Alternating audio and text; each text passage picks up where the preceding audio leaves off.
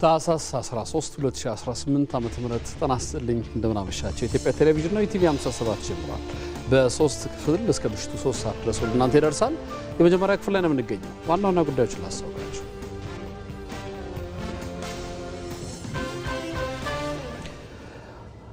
የኢትዮጵያ ዲጂታል ትራንስፎርሜሽን ወደ ላቀ ደረጃ ለማሸጋገር ዲጂታል ኢትዮጵያ 2030 ስትራቴጂ ከፍተኛ አበርክቶ እንደሚጫወት ምክትል ጠቅላይ ሚኒስትር ተመስገን ጥሩነህ ገለጹ።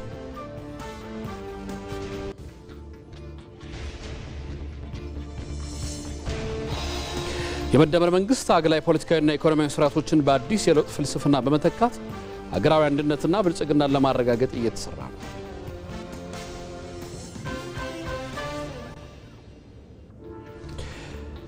የቱርክ ከፍተኛ ባለስልጣናት ከሶሪያ ፕሬዝዳንት ጋር ተገናኝተው መከሩ። የሚሉት ዋና ዋናዎቹ ናቸው።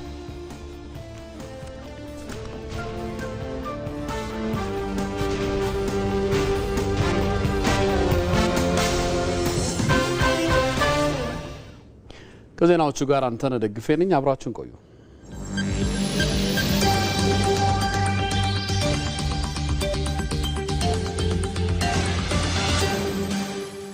ኢትዮ መልህቅ ኢትዮጵያ የጂኦግራፊ እስረኛ አልሆንም የሚለው እንቅስቃሴዋ ዓለም አቀፍ ድጋፍ እያገኘ ነው። ኢትዮጵያን የጂኦግራፊ እስረኛ የመልክዓ ምድር ግዞተኛ አድርጎ ለማስቀረት የተፈጠረው የኤርትራ ፕሮጀክት አደጋ ውስጥ ወድቋል። እንዴት? ለምን? ኢትዮ መልህቅ ዛሬ ምሽት ከ3 ሰዓት ጀምሮ በኢትዮጵያ ቴሌቪዥንና በኢቢሲ.ስትሪም ላይ ጠብቁን። ኢትዮ መልህቅ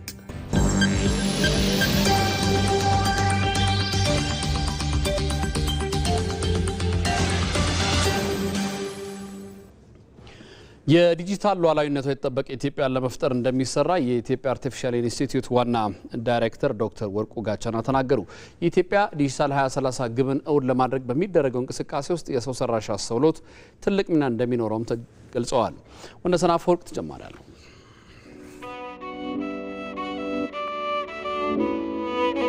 ዲጂታል ኢትዮጵያ 25ን ማሳካት የቻለችው ኢትዮጵያ ሌላ ግብ አስቀምጣ መንገዷን ጀምራለች። ተደራሽነትን ማስፋት፣ ለዜጎች እኩል ዕድል መፍጠር እንዲሁም በዜጎችና ተቋማት መካከል መተማመን ማጎልበት የሚለውም የዲጂታል ኢትዮጵያ 2030 ጉዞ ትልሞች ናቸው። የዲጂታል ኢትዮጵያ 2030 ግብን እውን ለማድረግ በሚደረገው እንቅስቃሴ ውስጥ ደግሞ የሰው ሰራሽ አስተውሎት ወይም አርቲፊሻል ኢንተለጀንስ ወሳኝ ነው። ጠቅላይ ሚኒስትር አብይ አህመድ እንዳሉትም ሴክተሩ የኢትዮጵያን እድገት እውን ማድረግ የሚያስችል ነው። ምንም ጥርጥር የለውም። የኢትዮጵያን የእድገት ጉዞ ሊፍሮግ ከሚያደርጉ በጣም ኢምፖርታንት ፒላር ኢምፖርታንት ቴክኖሎጂካል አቅም አንዱ ነው። ለምን አስፈለገ ያልከኝ እንደሆነ መከተል ሰለቸን። የመጣውን ሁሉ ስንከተል ኋላ ስለቀረን እንዲያ መከተል እንዳማረብን ከኛ ጋር እንዳይኖር ሊፍሮግ ለማድረግ የመደመር መንግስት እንዳስቀመጠው አንዱ መፍትሄ ኤአይ ነው። ኤአይ ኢትዮጵያ ውስጥ ልጅ ጀማሪ ተቋም ቢሆንም ባስገኘው ውጤት እና እንደምታውቀውም ባለው ሄድኳርተር በጣም አስደማሚ ደረጃ የደረሰ ተቋም ነው። ይሄን ሁሉም ሰው መጠቀም ከቻለ፣ ሁሉም ሰው ማገዝ ከቻለ፣ ኤአይ እና የፕራይቬት ሴክተር ተሳስበው የሚሰሩ ከሆነ ምንም ጥርጥር የለውም የምናስበውን ምርታ ያመጣል። ሰው ተኮር ሆኖ መፍትሄ ያመጣል። የዲጂታል 2030 እቅድ ይፋ ሲደረግ የኢትዮጵያ አርቲፊሻል ኢንተለጀንስ ኢንስቲትዩት ዋና ዳይሬክተር ዶክተር ወርቁ ጋቻና በሰው ሰራሽ አስተውሎት ወይም ኤአይ ዘርፍ በርካታ ስራዎች በቀጣይ እንደሚሰሩ ተናግረዋል። በሰው ሰራሽ አስተውሎት ስነ ምህዳር ውስጥ ቁልፍ ጉዳዮች አንዱ ዳታ መሆኑን ያነሱት ዋና ዳይሬክተሩ ገለልተኛ ብሔራዊ የመረጃ ባለስልጣን በ2030 እንደሚኖርም አስታውቀዋል። በ2030 እንግዲህ በጣም ራሱን የቻለ የኢንዲፔንደንት ናሽናል ዳታ አውቶሪቲ ይኖራል የሚል ነው የተቀመጠው። በተለይ እንግዲህ የዳታን የግል ዳታን ከመከላከል ከመጠበቅ አንጻር ብዙ ነገሮች ይሰራል። የናሽናል ዳታ የምናስተዳድርበት ፍሬምወርክ ይኖረናል። ናሽናል ዳታን በተለይ ዳታን አናላይዝ አድርገን ተንትነን ዳታን የምንጠቀምበት ስራዎችና ፍሬምወርኮች ይሰራሉ የሚል ነው። ዳታን እንግዲህ በትክክል ካልመራ ነው ካልሰራ ነው በስተቀር በዛ መሰረት የምንፈልገውን ዲጂታል 2030 መድረስ አንችልም ማለት ነው። በዲጂታሉ ዓለም ሉዓላዊነትን ማስጠበቅ ያስፈልጋል ያሉት ዋና ዳይሬክተሩ ኢትዮጵያ በመስኩ ሉዓላዊነቷ ይጠበቅ ዘንድ ሰፋፊ ስራዎች እንደሚሰሩም ተናግረዋል። አሁን 2030 ዲጂታል ስትራቴጂ ምንድነው ይዞ የመጣ በዚህ ላይ በጣም በደንብ መስራት አለብን። ሶቨርን ገቨርንመንት ክላውድ የምንለው ሉዓላዊነቱ የተጠበቀ የመንግስት ክላውድ ያስፈልገናል። የናሽናል ዳታ ሌክ ሃውስ በጣም ያስፈልጋል ማለት ነው። ምክንያቱም በሀገር ውስጥ የምንቆጣጠር ሉዓላዊነቱ የተጠበቀ ክላውድ ስለሚያስፈልገን ማለት ነው። በተለይ እንግዲህ ኢንተግሬትድ የሆኑ እነዚህ ክላውድ ዳታ ሴንተሮች አሁን የተበታተኑትን አንድ ላይ የሚይዝ ሊኖረን ይገባል። እንደ ሀገር እንግዲህ በ2030 መጨረሻ ላይ ወደ 60 በላይ ፔታባይት ካፓሲቲ ይኖራል ብለን ነው በዲጂታል 2030 ላይ የተቀመጠው ማለት ነው። በሀገሪቱ የሚወሰኑ ውሳኔዎች የተደራጀ መረጃ ላይ የተመሰረቱ መሆን እንዲችሉ እንደሚደረግም ነው የገለጹት። ኢትዮጵያ 2030 ላይ የተቀመጠው በተለይ የናሽናል ዲጂታል ትራንስፎርሜሽኑን ዳሽቦርድ ስራዎቻችን የምንከታተለው ደግሞ ቀጥታ በላይፍ በእያንዳንዱ ተቋም የምንከታተልበት የሃየር ኦፊሻልስ ትክክለኛው ዳታ ላይ በመሆን ውሳኔዎቹን የሚሰጡበት ስራ ይሰራል ማለት ነው። ዳታዎቹ በተለይ ኤአይን አሲስት ያደረጉ መሶብ የጀመርነውም በመሶብ ላይም ፐርፎርማንሱ የጨመረ እያንዳንዱ ስራዎቻችን እያንዳንዱ የምናስተዳድረው ተቋማት ደግሞ ሎኬሽኑም የምናስተዳድረው የሄልዝ ሴክተር፣ የግብርና ሴክተር፣ የፋይናንሻል ሴክተር ጂኦ ሎኬሽንም ኢንክሉድ ያደረገ ናሽናል ዳሽቦርድ ይኖረናል ነው ዲጂታል 2030 የተቀመጠው። ኢትዮጵያ በሰው ሰራሽ አስተውሎት መስክ በአጭር ጊዜ ውስጥ አስደናቂ ስራ መስራቷ ለሌሎች ሀገራትም ምሳሌ መሆን መቻሏም ተገልጿል። የኢትዮጵያ ዲጂታል ትራንስፎርሜሽን ወደ ላቀ ደረጃ ለማሸጋገር ዲጂታል ኢትዮጵያ 2030 ስትራቴጂ ከፍተኛ አበርክቶ እንደሚጫወት ምክትል ጠቅላይ ሚኒስትር ተመስገን ጥሩነህ ገለጹ። የተጀመረውን ሁለንተናዊ ብልጽግና ጉዞ ለማፋጠን የዲጂታል ትራንስፎርሜሽን ሚና የላቀ መሆኑም ነው ምክትል ጠቅላይ ሚኒስትሩ እየጠቆሙት። ሳምሶን በላይ ተጨማሪ አለው። የኢትዮጵያ የዲጂታል ትራንስፎርሜሽን ወደ ላቀ ደረጃ ያሸጋግራል የተባለለት የዲጂታል 2030 ስትራቴጂ የትግበራ ምዕራፍ በይፋ ተጀምሯል። ላለፉት 5 ዓመታት ሲተገበር የቆየው የዲጂታል ኢትዮጵያ 2025 ስትራቴጂ ተጨባጭ ውጤቶችን ማስመዝገቡን ምክትል ጠቅላይ ሚኒስትር ተመስገን ጥሩነህ አስታውቀዋል። የዲጂታል ኢትዮጵያ 2025 ስትራቴጂ ትግበራ ላለፉት 5 ዓመታት መጠነ ሰፊ ትሩፋቶችን አስገኝቷል። ከነዚህ መካከል የመሰረተ ልማት ማስፋፋት ስራዎች ተጠቃሽ ናቸው። የዲጂታል መሰረተ ልማት አካል የሆነው የኃይል አቅርቦትን ለማሳደግ በተሰራው ስራ ከ6000 ሜጋዋት በላይ ኃይል የማመንጨት አቅም መፍጠር ተችሏል። በቴሌኮም ዘርፍ ከፍተኛ ለውጥ ማስመዝገብ የተቻለ ሲሆን አጠቃላይ የቴሌኮም አገልግሎት ተጠቃሚ ብዛት ከ97 ሚሊዮን በላይ ደርሷል። የኢንተርኔት አገልግሎት ተጠቃሚ ብዛት ወደ 60 ሚሊዮን ተጠግቷል። በሞባይልና ብሮድባንድ አገልግሎቶችም ከፍተኛ ምርታ ማምጣት ችለናል። ከፍተኛ አቅም ያላቸው የዳታ ማዕከሎችንም በመገንባት ወደ ትግበራ ማስገባት ተችሏል። በበርካታ መንግስታዊና የግሉ ዘርፍ አገልግሎቶችም የዲጂታል መሰረተ ልማቶችን በመጠቀም አውቶሜት በማድረግ ግልጽና ቀልጣፋ አገልግሎት መስጠት ተችሏል። የዲጂታል ኢትዮጵያ 2030 ስትራቴጂ የተጀመሩ የዲጂታል ዘርፍ እንቅስቃሴዎች ይበልጥ የተጠናከሩበት እንዲሁም ተጠቃሚነት ይበልጥ የሚረጋገጥበት እንደሚሆንም ነው ምክትል ጠቅላይ ሚኒስትር ተመስገን ጥሩነህ የተናገሩት። ዲጂታል ኢትዮጵያ 2030 ስትራቴጂ በሁላችንም ጥረት ትጋትና ትብብር የተጀመሩ የዲጂታል ውጥኖች በአገር አቀፍ ደረጃ በፍጥነት የሚስፋፉበት፣ ተናባቢ የዲጂታል ስነ ምህዳር የምንገነባበት፣ ዘላቂ የሆነ ዲጂታል እመርታ የምናመጣበት እንዲሁም በስርዓት የተደገፈ አገራዊ ትራንስፎርሜሽን የምናረጋግጥበት እንደሚሆን ይጠበቃል። የዲጂታል ኢትዮጵያ 2030 ትግበራው ከሚያመጣቸው ሀገር አቀፍ ለውጦች ባሻገር ዜጋ ተኮር አገልግሎትን በላቀ ደረጃ እንደሚያዘምንም ገልጸዋል። ዲጂታል ኢትዮጵያ 2030 በሁላችንም ጥረት ትጋትና ትብብር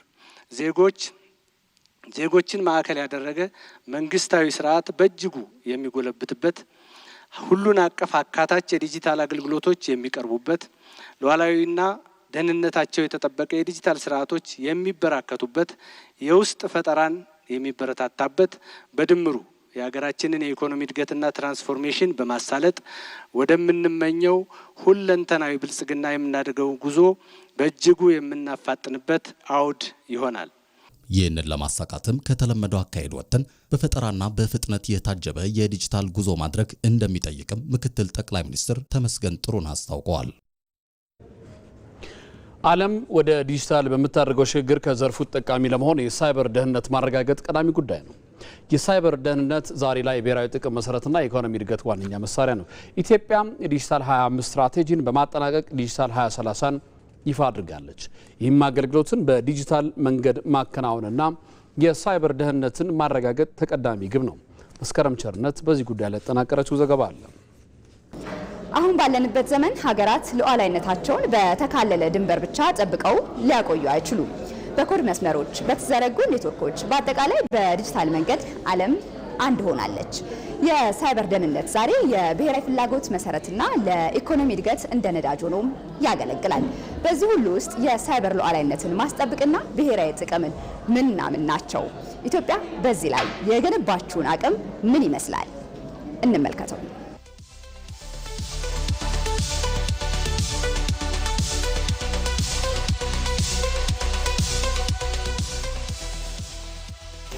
ኢትዮጵያ ዲጂታል 25 ብላ በጀመረችው ስትራቴጂ ተቋማት የቴክኖሎጂ ተጠቃሚነታቸው እያደገ መጥቷል። ሀገሪቱ እውን ያደረገቻቸው እንደ ታላቁ ህዳሴ ግድብ ያሉ ግዙፍ ፕሮጀክቶችና ተቋማት የሳይበር ጥቃት ሰለባ እንዳይሆኑ መስራት ይጠይቃል። ባለፉት 3 ወራት ብቻ ከ13000 በላይ የሳይበር ጥቃት ሙከራ ተደርጓል። የኢንፎርሜሽን መረብ ደህንነት አስተዳደር ከዚህ ውስጥ 97 በመቶ የሚሆነውን መመከት ችሏል። በዚህ በ3 ዓመት በ2018 መጀመሪያው ሩብ ዓመት ማለት ከሐምሌ ነሐሴ መስከረም 13100 በላይ ጥቃቶች ነው የደረሱበት። ጥቃቱ ኢላማ ያደረገው ታላቁ የህዳሴ ግድብ የተለያዩ የኢነርጂ ተቋማትና ሌሎች መሰል አገልግሎት ሰጪ ተቋማትን ነው። በዓለማችን በየሰከንዱ በሺዎች የሚቆጠሩ የሳይበር ጥቃቶች ሙከራዎች ይደረጋሉ። በተለይ የሀገርን ሉዓላዊነት ለማስጠበቅ ዘብ የሚቆሙት የጸጥታ ተቋማት በስፋት የሳይበር ጥቃት የሚሰነዘርባቸውም ናቸው። በዚህ ዘመን የሀገርን ሉዓላዊነት ለማስጠበቅ የመከላከያ አቅምን ከማሳደግ በዘለለ የሳይበር ደህንነትን ማረጋገጥም ግድ ይላል። እንደ ኢትዮጵያ በማደግ ላይ ላሉ ሀገራት ደግሞ ዘርፉ ገና በማደግ ላይ ያለ እንደመሆኑ ከተቀረው ዓለም ጋር እኩል ለመራመድ መፍጠንና መዝለልም ይጠይቃል። ኢትዮጵያም በጠቅላይ ሚኒስትር አብይ አህመድ በ1998 ዓመተ ምህረት በተቋቋመው የመረጃ አስተዳደር አገልግሎት ኢንሳ አማካኝነት የሚሰነዘርባትን የሳይበር ጥቃት እየመከተች ትገኛለች። ሳይበር ጥቃት ከምንም በላይ ዜጎች በቀላሉ ሊያዩት የሚገባ ሳይሆን ብዙ ጊዜ ቀለል አድርገውት ወይ ፌስቡክ ሀክ ተደረገ ወይም ቴሌግራም አካውንት እሱ አንድ ጥቃት ነው። ግን ከዛም በላይ ተቋማት ላይ የሚያደርሰው ጉዳት ቀላል አይደለም። ድንበር ተሻጋሪው የዲጂታል ዓለም እድልም አስጊ አደጋንም ይዞ ነው የመጣው። ዘርፉ ከፍተኛ ገንዘብ የሚንቀሳቀስበትና ለበርካቶች የስራ እድልን የሚፈጥር ነው። የዲጂታሉ ዓለም ዛሬ ላይ ከፍተኛ ገንዘብ ይንቀሳቀስበታል። ምጣኔ ሀብት እድገትም የዲጂታል ዓለሙ ቁልፍ ሚና እየተጫወተ ነው። በተለይ አሁን ባለንበት ዘመን አገልግሎቶች ሁሉ ወደ ዲጂታል በተቀየሩበት ወቅት የሳይበር ጥቃትም አደጋው ከፍ ያለ ነው። ጠንካራ የሳይበር ምህዳር ብሔራዊ ጥቅምን ያስጠብቃል፣ እንዲሁም የኢኮኖሚ እድገትንም ያፋጥናል። የሳይበር ደህንነት የብሔራዊ ጥቅምና የሉዓላዊነት ጉዳይ በመሆኑ በትኩረት እየተሰራበት ነው ሲሉ የኢንፎርሜሽን መረብ ደህንነት አስተዳደር ዋና ዳይሬክተር ወይዘሮ ትዕግስት አሚድ ገለጹ። በውጭ አካላት የሚበለጸጉ ሶፍትዌሮች የሳይበር ስጋት ተጋላጭ እንዳይሆኑ በሀገር ውስጥ ያለውን አቅም ለማሳደግ እየተሰራ ነው። በቀለ ተመስገን ከዋና ዳይሬክተሯ ጋር ቆይታ አድርጓል። የኢንፎርሜሽን መረብ ደህንነት አስተዳደር ዋና ዳይሬክተር ወይዘሮ ትዕግስት አሚድ ለቃለ መጠይቁ ፈቃደኛ ስለሆኑ እጅግ አድርጌ አመሰግናለሁ። እኔም አመሰግናለሁ። የሀገራዊ የሳይበር ደህንነትና ሉዓላዊነትን ለማረጋገጥ በተሰራው ተግባር ኢትዮጵያ በምን ደረጃ ትገኛለች? ቁልፍ የሕዝብና የመንግስት መሰረተ ልማቶችን መጠበቅ በዋናነት ተልዕኳችን ነው። በዋናነት በሳይበር ደህንነት ስርዓት ውስጥ ትልቁ የሚጠቀሰው የአሰራር ስርዓት ማበጀት ነው። በዚህ ረገድ በሀገር ደረጃ የወጡ የሳይበር ደህንነት ፖሊሲን ማንሳት እንችላለን። ይሄ አጠቃላይ የሀገራዊ ቁመናችንን የሚዳስስ ፖሊሲ ነው፣ በቅርቡ የጸደቀልን። ሌላው ተመሳሳይ የአስተዳደር የህግ ማዕቀፎች ፍሬምወርኮች ለተለያዩ ዘርፎች የምንጠቀምባቸው እንዲሁ በርከት ያሉ ማዕቀፎችን አጸድቀን ወደ ስራ ገብተናል። የቴክኖሎጂ ቁጥጥር አዋጅን ማንሳት እንችላለን። ወደ ሀገር ውስጥ የሚገቡና የሚወጡ በተለይ ለሉዓላዊነታችንን ከማስጠበቅ አንጻር ስጋት የሚሆኑ ምርቶችና አገልግሎቶችን በመቆጣጠር ረገድ ትልቅ ሚና እየተጫወተ ያለው የቴክኖሎጂ ቁጥጥር አዋጅን ባሳለፍናቸው ዓመት ያጸደቅናቸው ናቸው። ሌላው በትምህርት ስርዓቱ ውስጥ የሳይበር ደህንነት ጉዳይ የሁሉም እንደሆነ ተደራሽ ማድረግ ነው። በዚህ ረገድ በሁለተኛና ሶስተኛ ዲግሪ ከአዲስ አበባ ዩኒቨርሲቲ ጋር የሳይበር ደህንነት ትምህርት ጀምረናል። ቁልፍ መሰረተ ልማቶችን ከመገንባት አንጻር ያለፈው 3-4 ዓመት በርካታ ስራዎች የተሰራበት ነው። በውጭ አካላት የሚበለጽጉ ሶፍትዌሮችን ያላቸውን የሳይበር ስጋት ለመቀነስና የሀገር ውስጥ አቅምን ለማሳደግ ምን ተግባራት እየተከናወኑ ነው? በውጭ ሀገር የሚለሙ ሶፍትዌሮች በአንዴ ከጥገኝነት እንላቀቃለን ብለን አናስብም። እንግዲህ ሁላችንም እንደምናውቀው በረዥም ዓመታት የተሰሩ የኦፕሬቲንግ ሲስተምና ተያያዥ ጉዳዮችን በሂደት ባለቤት እንደምንሆን እናምናለን። ነገር ግን አትሊስት በራስ አቅም መልማት የሚችሉ ቴክኖሎጂዎችን ማልማት ጀምረናል። በሀገር ውስጥ ያሉ አቅሞችን በመለየት እነኚህን ፕላትፎርሞች፣ መተግበሪያዎች የማልማት ስራ ነው። ይሄ እንግዲህ ብቻችን የምንሰራው አይደለም። የግል ሴክተሩን ይዘን እንደው እንደ ሀገር አይሞከሩም የተባሉ ትልልቅ ፕሮጀክቶችን ጭምር በፕራይቬት ካምፓኒዎች ኢንጌጅ አድርገን እኛ የቴክኖሎጂ የሴኩሪቲ የሲስተም አርኪቴክቸሩን ቁጥጥር በማድረግ በጋራ አራቱም ተቋም እያለማን ያለንበት ነው። በዚህ በርከት ያለ ወጪ ለማዳን ችለናል። ከወጪው በላይ ግን በዋናነት ማየት ያለብን የደህንነት ጉዳይ ነው። እነኚህ መተግበሪያዎች የሚለሙት በውጭ ሀገር ነው። እንግዲህ የናሽናል ኢንተረስታችንን አሳልፈው የሚሰጡ ተቋማት ሊሆኑ ይችላሉ። የሚመጡት ተቋማትም ኢቭን የሴኩሪቲ ክሊራንስ አይሰራላቸው። ይሄ በተለያዩ ተቋማት ፌስ እናደርገው የነበረው ነውና ከዚህ አንጻር በሀገር ውስጥ መልማቱ ትልቅ የቴክኖሎጂ ክፍተትን የደህንነት ክፍተትን የሚሸፍን ሆኖ አግኝተነዋል። የሳይበር ደህንነት ጉዳይ የብሔራዊ እና የሉዓላዊነት ጉዳይ መሆኑ ይታወቃል። ለዚህ እንደ ሀገር የተሰጠው ትኩረት እንዴት ይገለጻል? የብሔራዊ ደህንነት ጉዳይ ከዚህ ቀደም የነበረንን እናውቀዋለን። ነገር ግን በቴክኖሎጂ ረገድ ያን ያክል እይታ አልነበረንም።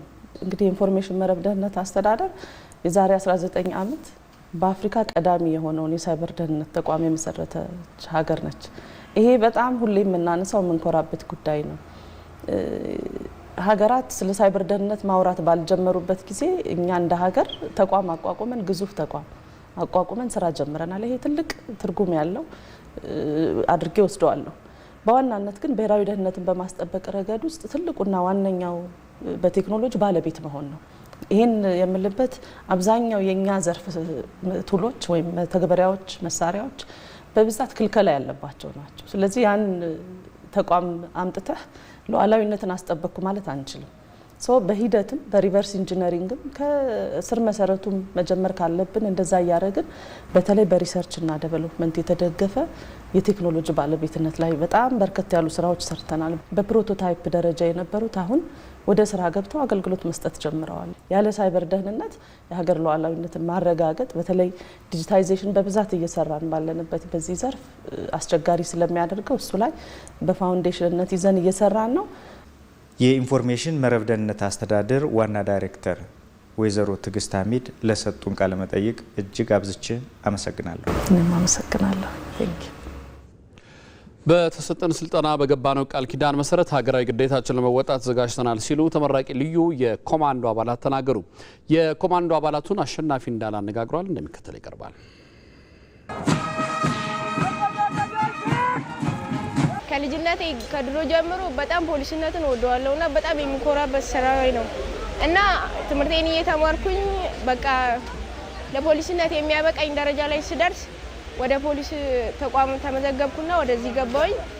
ስልጠናው በጣም አሪፍ ነው። በጣም ደስ የሚል ነው፣ ገንቢ ነው፣ አስተማሪ ነው እና ስልጠናው ትንሽ ቻሌንጅ ቢኖሩትም እውነተኛ ለአገር የቆመና እውነተኛ ለሕዝቡ የሚቆም ወታደር መሆኑን ፍላጎቱ ስላለኝ ለሀገሬ ጠንክሬና በርትቼ ቁሜ ይኸው ዛሬ ላይ ደርሻለሁ። ሀገር ቤት እያለሁ ማለት ነው ሌላ ስራ እየሰራው ይሄንን ስራ በጣም ይወዱ ነበር።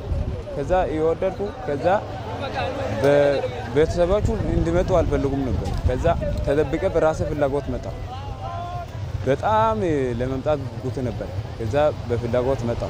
ከዛ በፍላጎት ቤተሰቦቹ ሳያውቁ መጥቼ እዚህ ቤት ገባሁ። እዚህ ቤት እንደገባው መሰረታዊ ስልጠናን ጨረስኩ። ስልጠናው ያው አካባቢ የአየር ንብረቱና ያለው ሁኔታ በጣም አስቸጋሪና እልክ ፈታኝ ነው። ቢሆንም ግን በሚሰጡን የኮማንዶ አሰልጣኞች ስልጠናውን በአግባቡ በመሰልጠን ለተሻለ ደረጃ ደርሰናል። ከዚህ ቀጥለን እንግዲህ ለምን ሰለጥነው ለሀገራችን ለማገልገል ህዝባችን ጋር አብሮ ለመኖር ህዝባችን በሰላም ወጥቶ በሰላም እንዲገባ ለማድረግ ህዝባችን ከየትኛውም የሀገር ጋራ እኩል ለመኖር ለማድረግ አሳምረን የምንሰራበት ጉዳይ ይኖራል እገምታለሁ። ሀገርን ለማገልገል 100% ዝግጁ ነኝ። ለሀገሬ ይሰወለታለሁ ደመን እሰጣለሁ ብዬ ነው። አሁን በኮማንዶ ላይ ስመረቅ በጣም ደስ ብሎኛልና ምክንያቱም ከዚህ በኋላ ሀገሬን ለማገልገል በጣም በቁርጠኝነት ቁሜ ህዝቤና ሀገሬን ለማስከበር በስነ ስርዓት ቁሜ አገለግላለሁ እላለሁ። የዲጂታል 2030 ምህዳር ይዞ የሚመጣቸው ትሩፋቶችና የሚገነባው አቅም የነገው የአዲስ ቀን የዜና መሰናዶ የሀገር ጉዳያችን ነው። ስታርታፖች እንደ አንድ የንግድ ዘርፍ ብቻ ሳይሆን ኢትዮጵያን በቴክኖሎጂ ወደፊት ለማስፈንጠር የሚያስችሉ መፍትሄ አመንጫዎች ናቸው። ይህም ዲጂታል 2030 እውን እንዲሆኑ የያዛቸውን ስትራቴጂዎች ለማሳካት ቁልፍ መንገድ የሚከፍት ነው። በዚህ ላይ የ5 ሚሊዮን ኮደሮች ኢኒሼቲቭና ስታርታፖችን ማጎልበት ላይ የተሰሩ ስራዎችን ውጤት ማስፋት የተቻለበት ነው።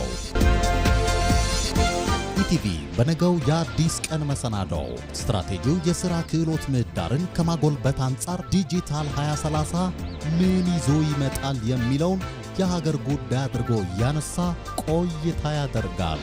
ከ1 ሰዓት እስከ 3 ሰዓት በሚኖረው ቆይታ እንግዶችን በዚህ ጉዳይ ላይ ጋብዘን ተጨማሪ ዘገባዎችን ይዘን እንጠብቃችኋለን። አዲስ ቀን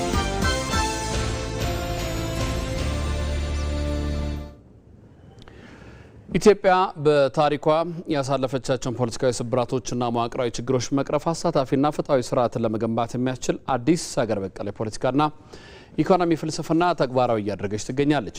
በመደመር መንግስት ያለፉትን አግላይ ፖለቲካዊና ኢኮኖሚያዊ ስርዓቶች በአዲስ የለውጥ ፍልስፍና በመተካት ሀገራዊ አንድነትና ብልጽግናን ለማረጋገጥም እየተሰራ ነው። መሐመድ አልቃድር በዚህ ጉዳይ ላይ ያጠናቀረው ዘገባ አለ። ኢትዮጵያ የጥንታዊ ስልጣኔ ባለቤትና ታላቅ ሀገር ብትሆንም ለዘመናት በፖለቲካዊ ስብራቶችና በመዋቅራዊ ችግሮች ስትፈተን ቆይታለች። አግላይና ዋልታ ረገጥ የፖለቲካ ስርዓቶችና ደካማ ተቋማት ጉዞዋን ቀርፋፋ አድርገውት ቆይተዋል። ያለፉት ዓመታት ኢትዮጵያን የጥቅምና የቂም በቀል አውድማ አድርገዋት ቆይተዋል። ይህ ታዲያ መቀየር ያለበት ስብራት ስለመሆኑ ይነሳል። ሩቅ ሳንሄድ አፋርን መመልከት እንችላለን። አፋር በትናንትናው አስተሳሰብ በዚህ ቦታ ላይ ሆኖ መናገር አይችልም። በዚህ ቦታ ላይ ሆኖ ኢትዮጵያን ለመለወጥ የሚያስችለው ሐሳብ የሚያመነጭበት ሁኔታ አልነበረም። ስለዚህ ለውጡ የተጀመረው የተገለለ ኢትዮጵያውያን ወደ መሀል ፖለቲካ ከመምጣት ነው የጀመረው። ትናንት ያለፉ ነገር ግን ለግጭትና ላለመግባባት መነሻ የሚሆኑ ጉዳዮችን በይቅርታና በሰላም መዝጋት፣ ዛሬ የተሻለ እንዲሆን ማድረግና ነገን ታሳቢ ያደረገ መጪውን ትውልድ ታሳቢ ያደረገ ስራ መስራት እንችላለን። ይሄንን እኛ የምንችልበት ብዙ ምክንያት አለ። ምክንያቱም የጋራ ትናንትም ነበረን፣ የጋራ ዛሬም አለን፣ የጋራ ነገም ይኖረናል። ኢኮኖሚው በጥቂቶች እጅ የወደቀ ተቋማትም ለፍትህ ሳይሆን ለስልጣን ማቆያነት ያገለገሉበት ያ ታሪክ ኢትዮጵያን ለከፍተኛ ማህበራዊና ፖለቲካዊ ቀውስ ዳርጓታል። ያለፉት የፖለቲካ ሂደቶች ትልቁ ችግር አሳታፊ አለመሆናቸው በኢትዮጵያ የፖለቲካ ሂደት ውስጥ የለውጥ ገፊ ምክንያት ሆኑ። ለለውጡ ገፊ ምክንያት ከነበሩት ጠቅላላ አድርገን ስናይ የስርዓት ስብራት ነበረ። ይሄ የስርዓት ስብራት ኦልሞስት በፖለቲካው ማየት እንችላለን። በሀገራችን ውስጥ የነበረው የፖለቲካ ስብራት፣ የኢኮኖሚ ስብራት በሀገራችን ውስጥ ነበረ። በማህበራዊ ዘርፍም በዲፕሎማሲያዊም ስብራቶች ነበሩ። ስለዚህ አጠቃላይ የስርዓት ስብራት ስለነበረ የግድ ለውጡ አስፈላጊ ነበረ ማለት ነው። ኢትዮጵያ የብሔር ብሔረሰቦች ሀገር ናት። ይሄንን ሀገር በአንድ ወጥ ወይ ደግሞ ከምዕራቦች ወይ ደግሞ ከምስራቁ ዓለም በተቀዳ የፖለቲካ እሳቤ ኢትዮጵያ ልትመራ አትችልም ማለት ነው። ስለዚህ ኢትዮጵያን የሚመስል ኢትዮጵያን ሊያሻገር የሚችል ከኢትዮጵያ ነባራዊ ሁኔታ የተቀዳ አካሄድ እና ሀሳብ ያስፈልጋል ማለት ነው። እነዚህን ስብራቶች በመጠገን ያለፈውን ስኬት የሚያጸና ጉድለትን የሚሞላና የሀገሩን ሰርዶ እንዲሉ አዲስ ሀገር በቀል የፖለቲካና ኢኮኖሚያዊ ፍልስፍና አስፈላጊነቱ ግድ ብሏል። የመደመር እሳቤ በኢትዮጵያ ውስጥ በፊት ከነበረው ሀሳብ ወጣ ባለ መልኩ ለምን በመጀመሪያ የነበረው ኢትዮጵያ ውስጥ የነበረው እሳቤ አፍርሶ እንደገና የመገንባት የማጥፋትና ከዜሮ የመነሳት አካሄድ ነበረ። የአብዮታዊ አካሄድ ነበረ ማለት ነው።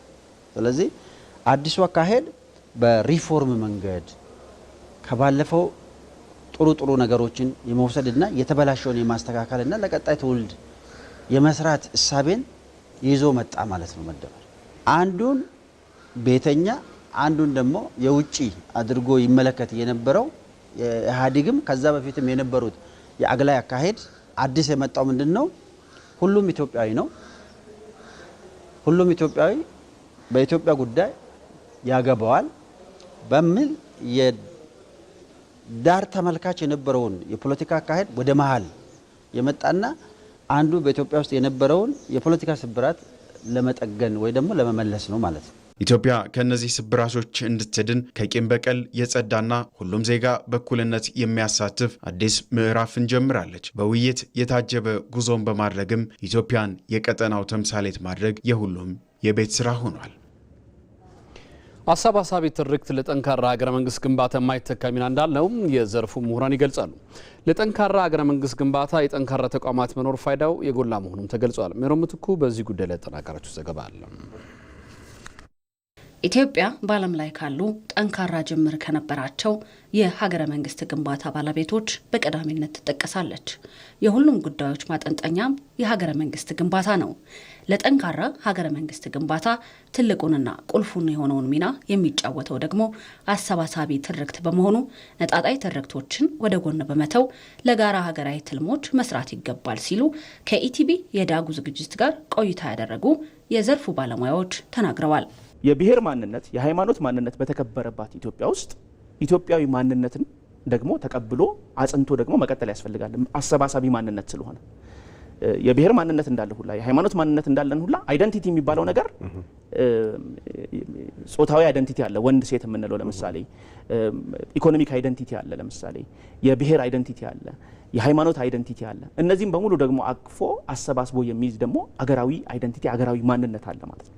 ስለዚህ ኢትዮጵያዊ ማንነት የብሔር ማንነትን ሳይጨፈልቅ የብሔር ማንነትን ሳይክድ ወይም የሃይማኖት ማንነትን ሳይክድ ተሳስሮ ተሰናስሎ መሄድ ይችላል ማለት ነው። በአድዋ ጦርነት ሁሉም ኢትዮጵያዊ አገሩን ከውጭ ወራሪ ለመጠበቅ የአገሩ ሉዓላዊነት ሲደፈር ለማስጠበቅ ከሁሉም የኢትዮጵያ አካባቢ ተንቀሳቅሶ በአድዋ ጦርነት ጊዜ ጠንካራ ሀገር መንግስታችን እንዲቀጥልና ግንባታው እንዲፋጠን ኢትዮጵያ የሁሉም ሀገር እንደሆነች ያሳየበት ክስተትን ማስታወስ እንችላለን ማለት ነው።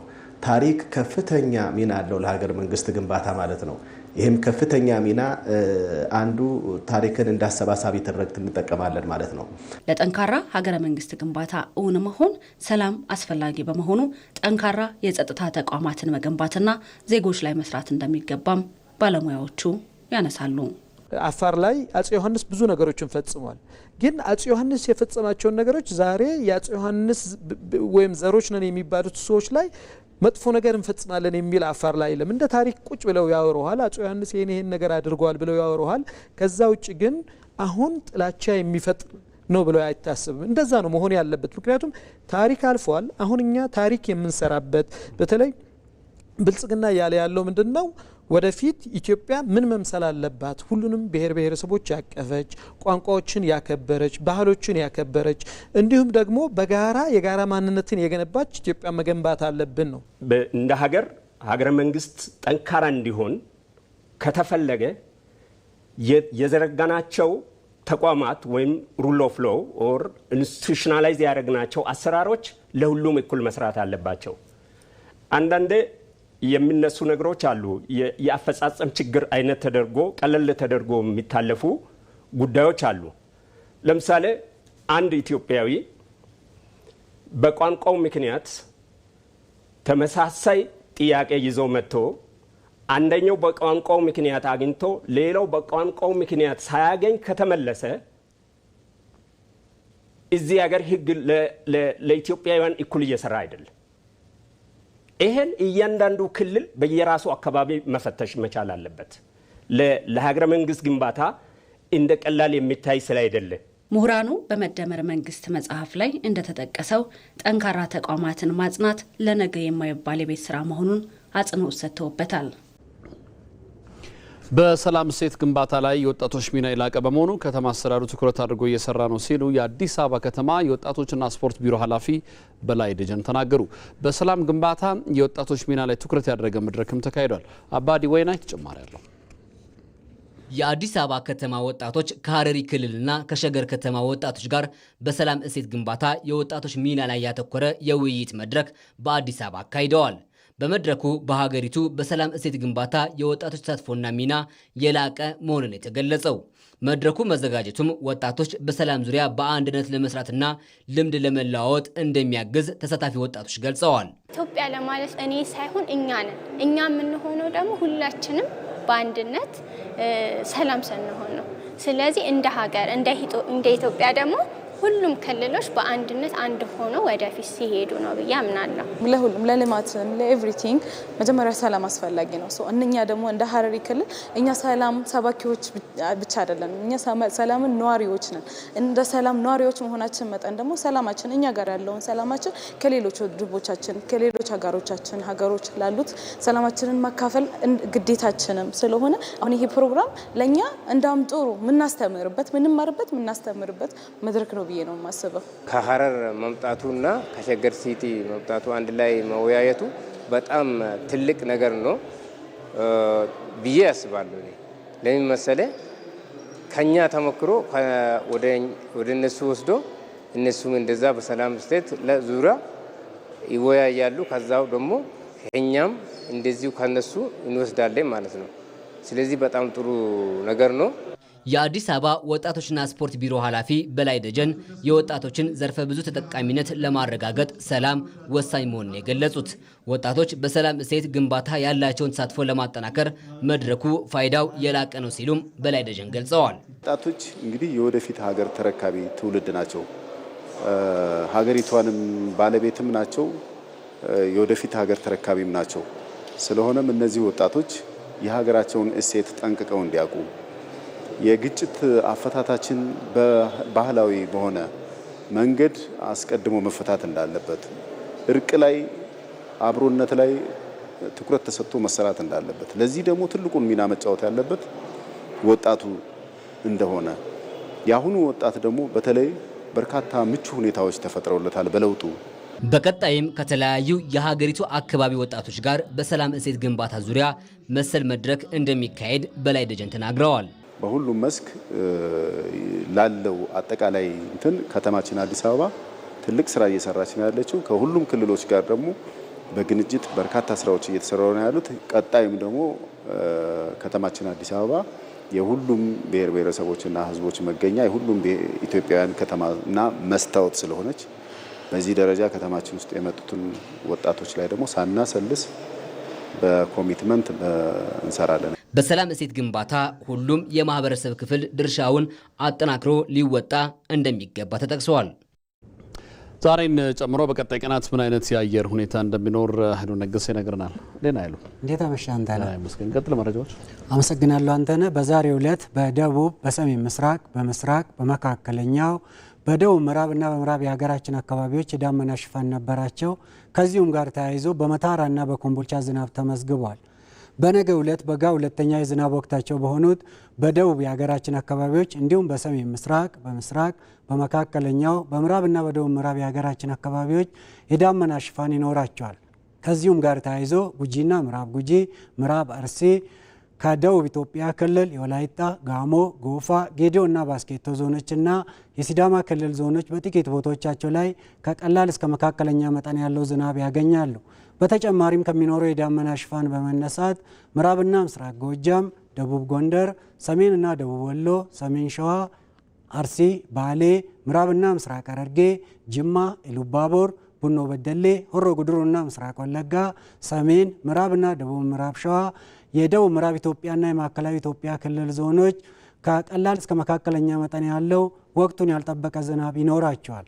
በነገው ዕለት የሀገራችን ዋና ዋና ከተሞችና የቱሪስት መዳረሻ ስፍራዎች የሚኖራቸው አየር ሁኔታ ጅማ፣ ነቀምቴ ቀላል ዝናብ፣ ባህር ዳር፣ ቡሌ ሆራ ዳመናማ፣ ጎሬ ቀላል ዝናብ፣ ጋምቤላ፣ አዳማና መቀሌ ዳመናማ፣ በተመሳሳይ ሞያሌና ሀረር ዳመናማ የአየር ሁኔታ የሚኖራቸው ሲሆን በአምቦ ቀላል መጠን ያለው ዝናብ ይኖራል። በአዲስ አበባ በቀጣዮቹ 2 ቀናት ዳመናማ የአየር ሁኔታ የሚኖር ሲሆን ታህሳስ 16 ፀሐያማ የአየር ሁኔታ ይኖራል። ተመልካቾቻችን ለበለጠ መረጃ ኢንስቲትዩቱን ድረገጽ www.itomet.gov.itን ይመልከቱ። በርካታ መረጃዎችን ያገኛሉ። አንተነህ አመሰግናለሁ። እኔም በጣም አመሰግናለሁ አንተ።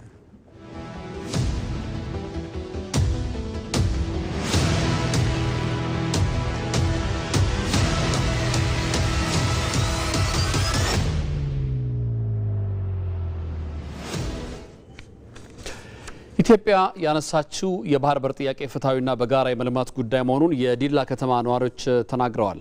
የባህር በር የኢትዮጵያን የመጻኢ ጊዜ ዕድል የሚወስን በመሆኑ ለስኬቱ በጋራ መቆም እንደሚገባም ነዋሪዎቹ አሳስበዋል። የነዋሪዎቹን አስተያየት ሪፖርተራችን አስረሳ ወገሼ አሰባስበዋል። የባህር በር ጉዳይ የህዝብ ጉዳይ ነው፣ የሀገር የሉዓላዊነት ጉዳይ ነው ብዬ አምናለሁ። ጠቀሜታውም ሰፊ ነው የሚል እምነት ነው ያለኝ። የባህር በር በተፈጥሮ ጸጋ ሆኖ ለኛ የተሰጠን የተወሰነልን ነበር። ነገር ግን በኢፍትሐዊ በሆነ መንገድ የባህር በራችንን አተናል። የባህር በር ከሌለ አንድ ሀገር እንደ ሀገር ልታድግ አትችልም፣ ሉዓላዊነቷንም ልታስጠብቅ አትችልም ማለት ነው። ጥያቄው የሁላችንም ጥያቄ ነው። ይህን ጥያቄ ደግሞ መንግስት በዲፕሎማሲያዊ በሆነ መንገድ ሊፈታ እንቅስቃሴ ላይ እንደሆነ እናውቃለን። ጥያቄው ተገቢነት ያለው ጥያቄ ነው ብዬ ነው የሚያስበው።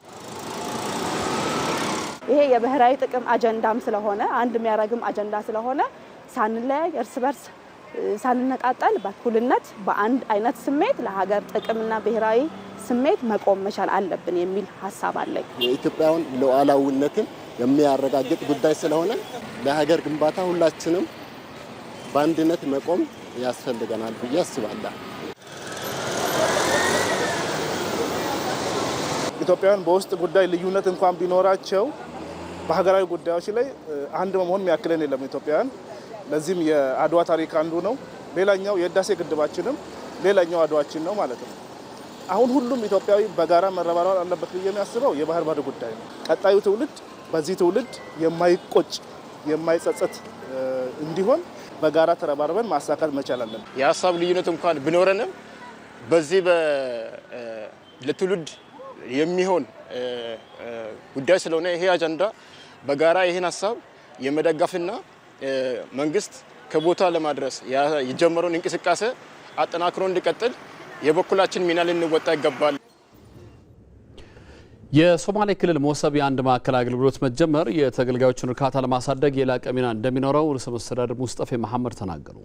በጅግጅጋ የተገነባው የሶማሌ መሶብ የአንድ ማዕከል አገልግሎት ተመርቆ ለተገልጋዮች ክፍት ተደርጓል። ቴድሮስ ታደሰ ተጨማሪ ያለው በአገልግሎት ሰጪ ተቋማት ላይ ይስተዋል የነበረውን ዝለት በማስቀረት ወደ ሰው ተኮር አገልግሎት ልዕቀት የሚደረገው ሽግግር ውጤታማ እንዲሆን መንግስት መሶብ የአንድ ማዕከል አገልግሎትን በማስፋፋት ላይ የሚገኝ ሲሆን በጅግጅጋ የተገነባው ሶማሌ መሶብ የአንድ ማዕከል አገልግሎት ተመርቆ ለአገልግሎት ክፍት ተደርጓል። በክልሉ ርዕሰ መስተዳድር ሙስጠፋ መሐመድና በጠቅላይ ሚኒስትር ጽሕፈት ቤት የካቢኔ ጉዳዮችና የሴክተሮች ክትትል ዘርፍ ሚኒስትር ዴኤታ አክሊሉ ታደሰ ተመርቆ ለአገልግሎት ክፍት የሆነው ማዕከሉ የሚሰጠውን አገልግሎት ፈጣንና ቀልጣፋ በማድረግ የዜጎችን እርካታ ከማሳደግ ባለፈ 32 የተለያዩ አገልግሎቶችን በአንድ ጣሪያ ስር ይዞ በመቅረብ የተገልጋይን ምልልስ እንደሚያስቀርም ተጠቁሟል። በምረቃው ወቅት የሶማሌ ክልል ርዕሰ መስተዳድር ሙስጠፋ መሐመድ ማዕከሉ የሰውን ክብር የሚመጥን አገልግሎት ለመስጠት በሚያስችል ዘመናዊ መሰረተ ልማትና የሰው ኃይል የተደራጀ መሆኑን ተናግሯል።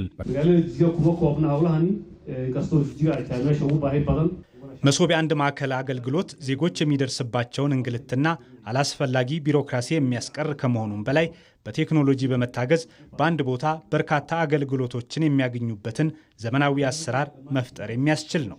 የማዕከሉ ስራ መጀመር በማህበረሰቡ ላይ የሚደርስን እንግልትና ምሬት የሚያስቀርም ነው። ማዕከሉ በመጀመሪያው ምዕራፍ በጅግጅጋ በቀዳሚነት ስራ እንዲጀምር ይደረግ እንጂ በክልሉ የተለያዩ 13 ከተሞችም በቀጣይ ተግባራዊ ይደረጋል።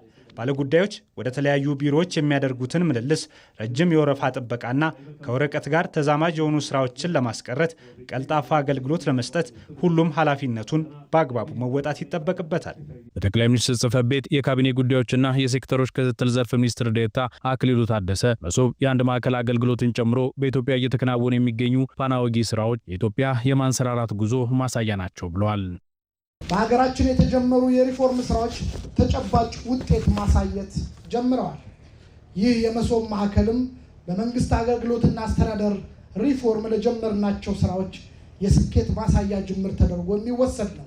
ዜጎች ወደዚህ የመሶብ ማዕከል ሲገቡ የመንግስትን አገልግሎት በክብር አግኝተው የሚደሰቱበት እንጂ ህዝቡ የእኛን መዋቅር የሚለማመጥበት መሆን የለበትም ከሚል ህዝባዊ መንግስት እምነት የመነጨ ነው። የሶማሌ መሶብ በርካታ አገልግሎቶችን በአንድ ጣሪያ ስር በማካተት ቴክኖሎጂን በመጠቀም ፈጣንና ቀልጣፋ አገልግሎት ተደራሽ ለማድረግ የሚያስችል ስለመሆኑ የሶማሌ ክልል ፐብሊክ ሰርቪስ ቢሮ ኃላፊ ከድር አበሽር ተናግረዋል። አገልግሎቱ አንድ ላይ ሆኖ በቴክኖሎጂ የተደገፈ ነው። ለአንድ አገልግሎት 3-4 ተቋማት ሄዶ ማግኘት የነበረበት ቀናት እየተመላለሰ የሚቸገር ሰው እዚህ መቶ በደቂቃዎች መሃል ያን አገልግሎት የማግኘት እድል ሰፊ እድል ተፈጥሮላቸዋል ማለት ነው። መሶብ የአንድ ማዕከል አገልግሎት እንደ ሀገር በሲቪል ሰርቪስ ዘርፍ በአገልግሎት አሰጣጥ ላይ የተጀመረው ሪፎርም ውጤታማ እንዲሆን የሚያግዝ ስለመሆኑም ተጠቁሟል። የውጭ ዜና። የቱርክ ከፍተኛ ባለስልጣናት ከሶሪያ ፕሬዝዳንት ጋር ተገናኝተው መከሩ። የቱርክ የውጭ ጉዳይ ሚኒስትር ሀካን ፊዳን፣ የመከላከያ ሚኒስትር ያሲር ጉለርና የብሔራዊ መረጃ ኃላፊ ኢብራሂም ካሊን በዛሬው ዕለት በደማስቆ ባደረጉት ጉብኝት ከሶሪያ ፕሬዝዳንት አህመድ አልሻራ ጋር ተገናኝተው ነው የመከሩት። በውጭ ጉዳይ ሚኒስትር ሀካን ፊዳን የተመራው የቱርክ ልዑካን ቡድን የቱርክ የሶሪያን ግንኙነት አስመልክቶ አጠቃላይ ግምገማ አካሂደዋል። የሀገሪቱ የውጭ ጉዳይ ሚኒስቴር እንደገለጸው ልዑካን ቡድኑ ባለፈው ዓመት የቱርክ የሶሪያ ግንኙነትን በተመለከተ በተለይም በፖለቲካ ኢኮኖሚያዊና ጸጥታ ጉዳዮች ላይ የነበረውን ሂደት ገምግመዋል። በእስራኤል ቀጣይነት ያለው ጥቃት በደቡባዊ ሶሪያ አካባቢ እየተስተዋለ ነው መባሉን ተከትለው በጸጥታ ጉዳዮች ላይ አጽንኦት ሰጥተውም ተወያይተዋል። በሌላ በኩል ከደህንነት ጉዳዮች በተጨማሪ በሶሪያ መልሶ ግንባታ ዙሪያ ይመክራሉ ተብሎም ይጠበቃል። በደማስቆ የቱርክ አምባሳደር ሆነው የተሸሙት ምክትል የውጭ ጉዳይ ሚኒስትር ኑህ ይልማዝ ወደ ሶሪያ ዋና ከተማ አቅንተዋል ሲል ቲአርቲ ዘግቧል።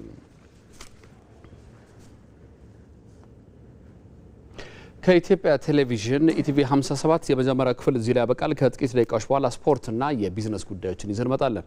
አብራችሁን ትሆኑ ዘንድ የአክብሮት ግብዣችን ነው።